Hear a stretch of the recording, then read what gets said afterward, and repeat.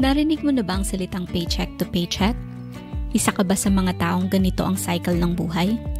Ano nga ba ang ibig sabihin ng paycheck to paycheck at paano mo ito maiiwasan o paano makaalis sa ganitong cycle? Welcome and welcome back to Filipino Success. Ngayon ay ibabahagi ko sa inyo kung ano ba talaga ang paycheck to paycheck at pwede ba na kapag na-trap ka sa ganitong sitwasyon, posible pa ring makalaya dito. Pero bago ko simulan, syempre please subscribe to my channel and hit the notification bell para wala kang ma-miss out sa mga bago nating uploads. Like and share this content para makatulong ka sa ating video na mas marami pa tayong maabot. Now kung ready ka na, let's get started. Ano nga ba ang paycheck to paycheck? Well, ang paycheck to paycheck lifestyle ay isang uri ng pamumuhay kung saan ang isang tao ay umaasa lang sa susunod na sahod para mabuhay. Madalas walang naiipon at hirap mag-budget. Marami sa atin ang nakakaranas ng paycheck to paycheck na pamumuhay. Yung tipong pagdating pa lang ng sahod, alam mo na kung saan mapupunta lahat.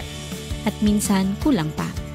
Isa itong nakaka-stress na cycle na mahirap putulin kapag wala kang plano. Pero hindi imposible. Sa tamang mindset at diskarte, may iiwasan at malalampasan mo ito. Narito ang 5 simpleng tips para makaiwas o makaalis sa ganitong sitwasyon. Una sa lahat, mahalagang gumawa ng realistic na budget.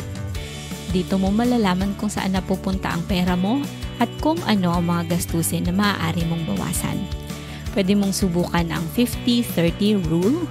Ilaan ang 50% ng kita mo sa basic needs tulad ng pagkain, kuryente at renta. 30% sa wants o luho at 20% naman para sa savings at investments. Sa ganitong paraan, mas nagkakaroon ka ng kontrol sa pera mo. Maaari mo ding i-check ang ating video tungkol sa zero-based budgeting.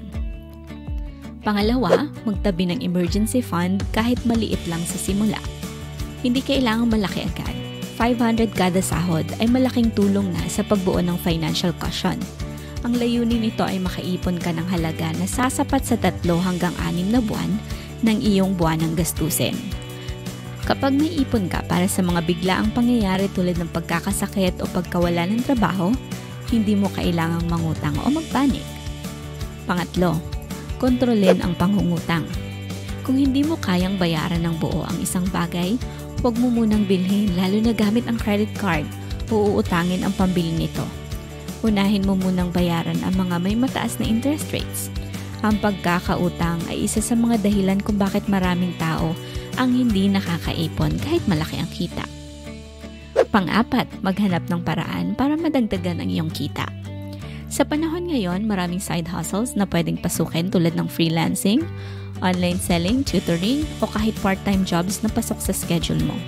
Mas maraming pagkukunan ng kita, mas marami ang chance mong makaipon at makawala sa paycheck to paycheck na buhay.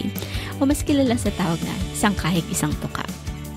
At panghuli, bantayan ang mga maliliit na gastos. Akala natin maliit lang ang epekto ng milk tea o coffee araw-araw, food deliveries o monthly subscriptions. Pero kapag pinagsama-sama mo ito buwan-buwan, malaking halaga rin pala ang nauubos mo dito.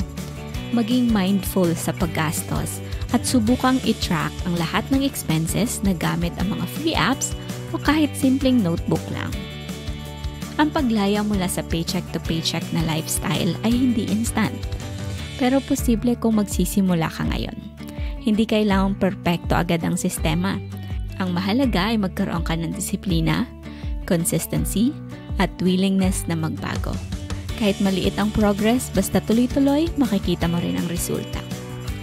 At dahil nakarating ka sa part na to, salamat sa iyong oras at sana'y na-inspire kita. Please subscribe for more videos like this with notifications on. At sana'y yumaman ka.